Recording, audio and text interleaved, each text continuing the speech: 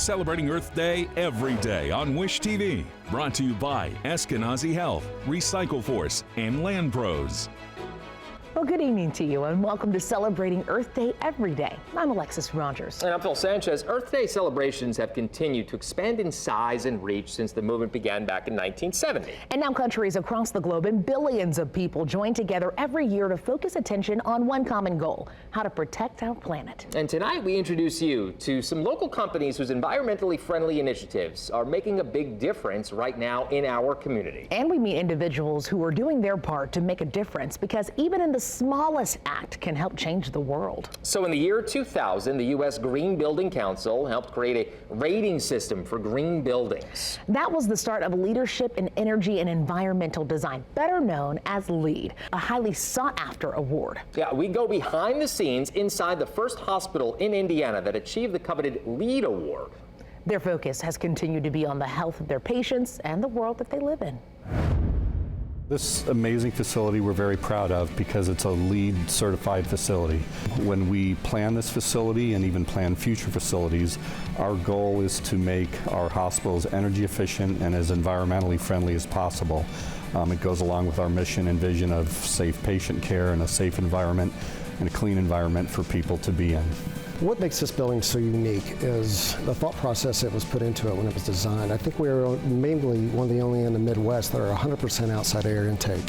When we bring 100% of the air from the outside, we push it out and reclaim all the heat and all the cooling and recycle it back into the system itself. So it makes us completely unique of any other building in the area. Everyone has looked at areas within their departments that they can do things, make things better. So now it's really just bringing these things all into one group so we can focus on it, shed light on it, and really make sure that we're resourcing it appropriately.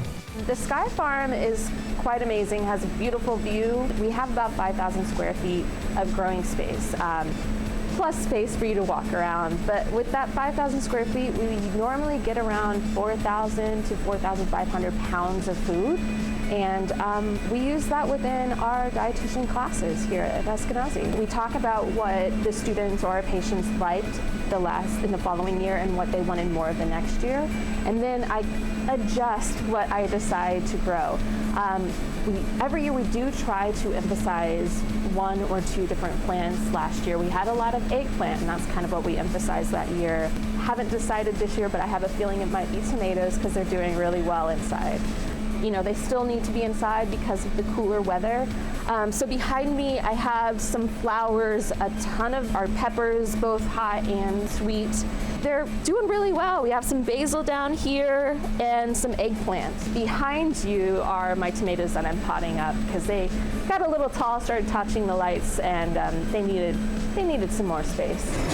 This is a very unique space on a roof, and it's backed by a hospital, so there's a lot of fun things I can do here, but what can someone take from here and do at home? For some people that means we talk about compost, and for other people we're talking about spacing. How much can they fit into a pot? I really like being outside and being with the plants, but one of the things I unexpectedly enjoy is the interactions that I have with people that are first coming up to the Sky Farm.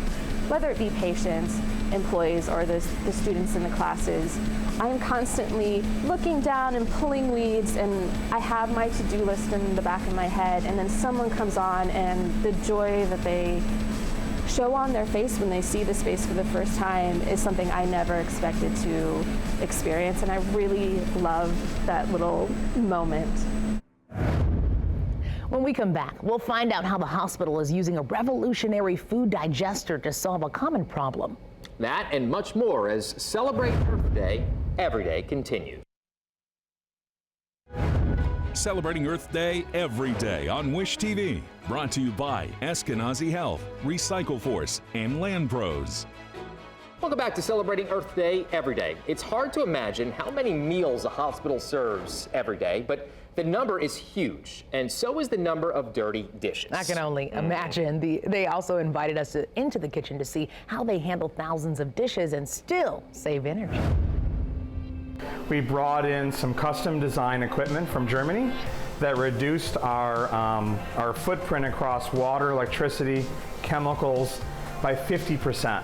On average, when we're at full capacity, we're averaging around 900 meals per day. That's just for our patients. And then, of course, we have a cafeteria, and we have a sit-down restaurant called Cafe Soleil. This dish room was designed to be incredibly ecologically responsible and not have an impact on the environment.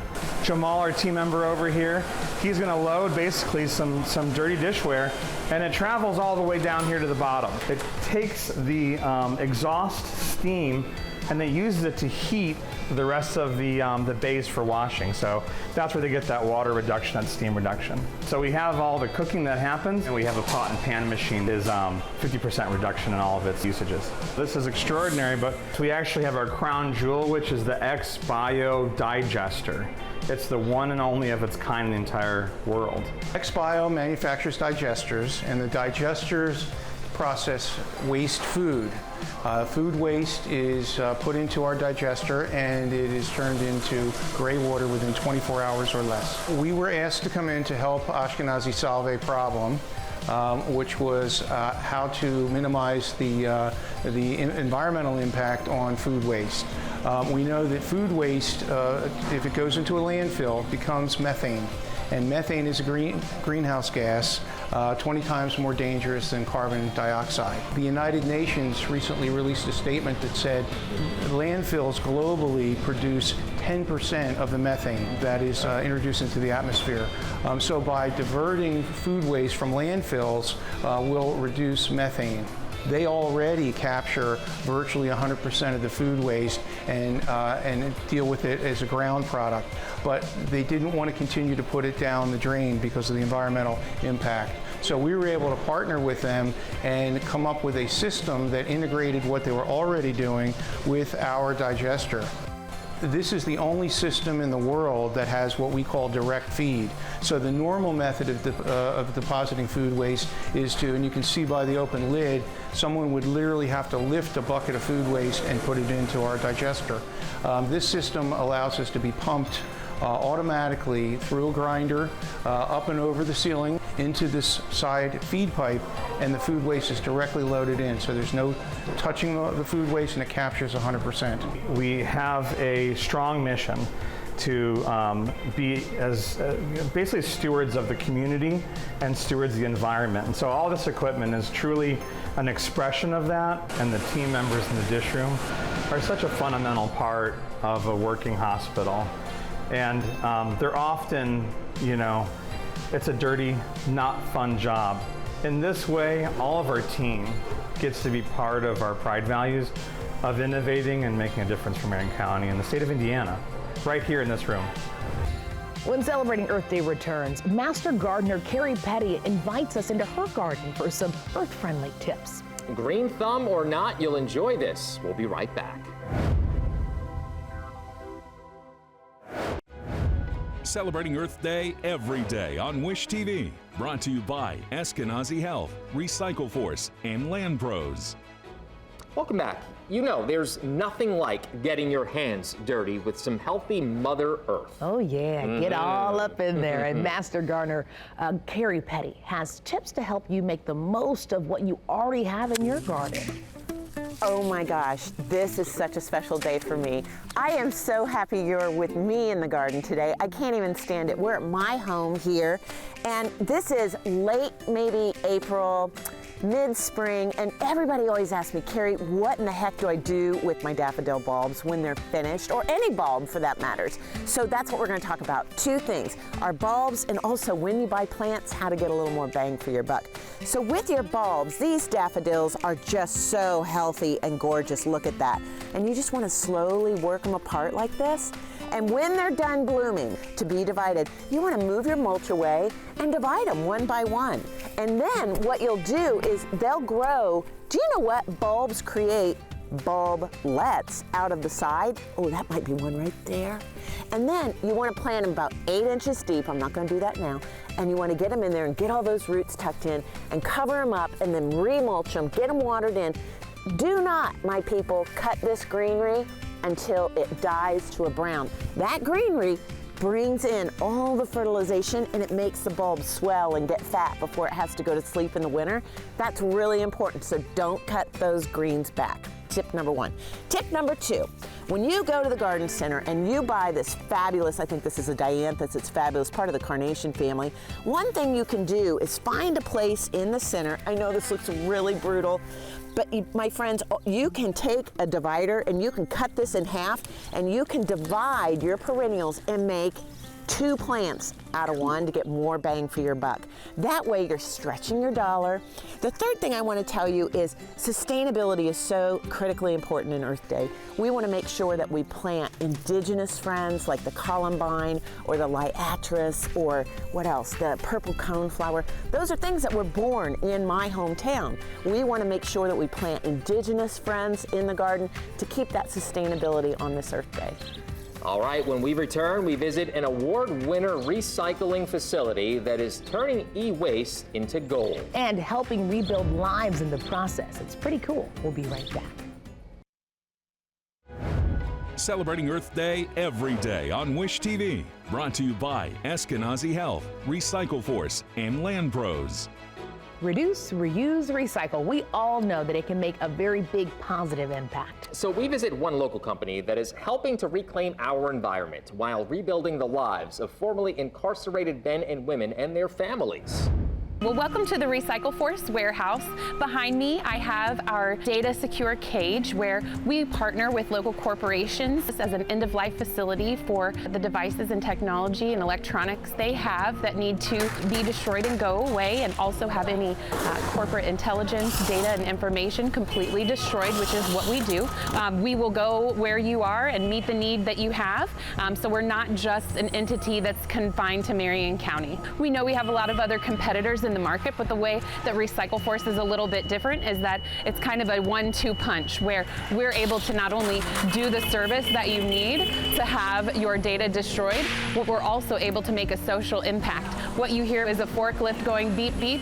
Those folks who do the recycling here are actually re-entering from jail and prison out into our community and doing some of the work that you hear today on the floor. So we have recycled more than 2 million pounds of e-waste since we've started and served more than 2,000 individuals coming out of our criminal justice system. And so we definitely have the needs to serve not only the community, but also corporations who manage their own e-waste. This right here is a server, and what we do here is we take all these apart, the chips apart, ram sticks. We take the boards apart, and we dismantle all these screws off the server. We don't want them to go in landfills because these products are toxic, and we just want to dispose of them right and correct. Mostly these parts in here is gold. It'd take a whole lot of them to get a whole lot of gold. And that's why we recycle this, and also Recycle Force recycles people's lives as well. This is the baling department where we take, after we have sorted items from cardboard to plastic and wire and circuit boards, we bale it to compact it so that we're able to ship it. We can get more on the truck when we bale it. So right now behind me they're baling cardboard, which will end up going to a cardboard mill in the Midwest, and they'll make new cardboard boxes out of it. Indiana is well known for steel recycling, so our steel actually stays here in Indiana. It's made into rebar. The plastic, we do something that's very unique. We actually take our plastic to a company called Brightmark Energy, and they convert the plastic into diesel and wax. We only have so many natural resources, right? And those natural resources have a lot of value, but they take a lot of energy, and a lot of times they're very toxic to mine. So why not repurpose it, reprocess it, melt it back down, smelt it, and then reuse it? It actually uses less energy, and it just kind of makes sense, right? The stuff lasts forever, so why not use it forever? Thank you so much for joining us and getting a behind-the-scenes look at what we do here at Recycle Force. And we encourage all individuals who want to come and do a drop-off. Our location is at 1255 Roosevelt Avenue, and folks can come out during normal business hours, Monday through Friday. You can follow us on social media. We're on Facebook, Twitter, and Instagram to figure out what events are happening near you. So we highly encourage folks to get out and recycle for Earth Day, Earth Month, and help save our planet. If you've been looking for a way to take action against climate change but don't know where to start, we found an Indianapolis organization who can help you. And we'll meet a local homeowner who is living carbon neutral. Stay with us. We'll be right back. Celebrating Earth Day every day on Wish TV. Brought to you by Eskenazi Health, Recycle Force, and Land Pros. Well, yard signs are popping up in neighborhoods all over Indianapolis in front of proud carbon neutral homes. But the question is, what's it all about? Daniel Pointer, the co-founder of Carbon Neutral Indiana, explains. Carbon Neutral Indiana is a local nonprofit, and we help people measure their personal carbon emissions, and then we help them clean up their carbon trash. If you look at all of America's carbon emissions, half come from 10 states, and one of them is Indiana. No matter what you do, you're going to have a carbon footprint. Even if you have solar panels, even if you have the latest Tesla, even if you compost and you're a vegetarian, you're still going to have some carbon emissions. And in order to clean those up, you need to invest in projects to reduce. You pay money to clean up your physical trash. You pay money to clean up your sewage and your water bill. We also create greenhouse gas emissions or carbon trash, and you can actually pay to clean that up too. People just aren't aware of that, and as they become aware of it, a lot of people want to do it. The average Hoosier has a carbon footprint similar to other Americans. If they want to clean it up, it's about $10 to $15 per month. We invest in projects around North America and Canada, Alaska, Virginia, Mississippi, Florida. Some projects have to do with trees, other projects are industrial. You know, if you take a landfill, landfills leak methane. Methane is a greenhouse gas. Well, if you cover the landfill with a tarp, you can capture the methane and burn it, and you can actually get paid to do that.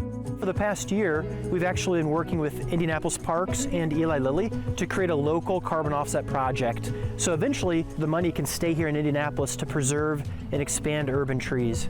In school, I liked the Civilian Conservation Corps when I read about it during the Depression that Roosevelt had.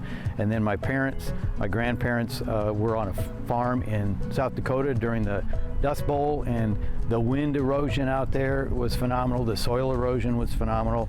Water was a problem. So I've always been kind of interested in that. And then when I heard about carbon neutral, I didn't really think in terms of air so much as a resource like water and wind and soil, but it makes sense. I mean, we can live without water for a short period of time, without food for a little longer period of time, but without oxygen, we're toast in a short order. So to me, conservation of air seemed to fit right in with conservation of water, soil, and other natural resources. The big goal for all of humanity is set by the IPCC. It's the largest group of scientists ever assembled in history, and they say that the whole world needs to be carbon neutral by 2050. But those of us who care, we can do it now. We don't have to wait until 2050. We can put up a yard sign and tell our neighbors, hey, this is the way to do it. I just kind of approach it the way John Kennedy said in his inaugural address about ask not what your country can do for you, but what you can do for your country. And we can do this very easily. It's a small part, but if all of us do it, we can have an impact. All right, when celebrating Earth Day every day returns, we're taking a walk in a very special woods. Celebrating Earth Day every day on Wish TV. Brought to you by Eskenazi Health, Recycle Force, and Land Pros. Tonight, we've touched on how some local companies are doing their part for a greener world. And some ideas on how you can be a part of the solutions. You can see more of our Celebrating Earth Day everyday stories on our website at wishtv.com. And we have one more thing to share that we hope will remind you of just how beautiful Mother Earth can be. You know, you may not realize it, but Indianapolis is surrounded by nature preserves. Most of them are hidden gems not too far from the city. And one of those is the big Walnut Nature Preserve in Putnam County. That's where we found nature conservationist Don Slack, who takes us for a walk in the woods that we hope will encourage us all to celebrate and enjoy Earth Day every day. We are at Big Walnut Nature Preserve, which is one of our gems as far as nature preserves go. It's a lovely place. I hear wood thrushes singing in the background. There are insects calling behind us. There's the creek kind of rumbling along beside us, soothing our souls just a bit. And there's a red-eyed vireo that's calling on the other side of the creek that's just letting everybody know this is his home. At Big Walnut, it's kind of like a love story, and it's a love story between the citizens of this area and those of us in the conservation realm who recognize how sweet that this place is. Nature needs a place to be nature. And that's what these preserves are about, is for nature just to be nature. To find a place to heal, because we've certainly altered the habitat across the globe. So places where nature can heal and be itself and flourish, and not only is it good for nature, but it's really good for us. I love to just come and listen to the birds and to hear them talk to one another and know that they're doing okay out here. That kind of keeps me going. We definitely want people to come out. We want them to be inspired. We want them to come out and see what biodiversity is, what life is. And we want them to know that, you know, their actions matter. Every single one of our actions matter when it comes to having healthy land and soil such as this. Come out, come enjoy it, come relax, come be inspired. I bet you'll leave feeling really good and probably wanting to then even go do something nice for someone else. This is soul searching. This is food for your soul, and we need it.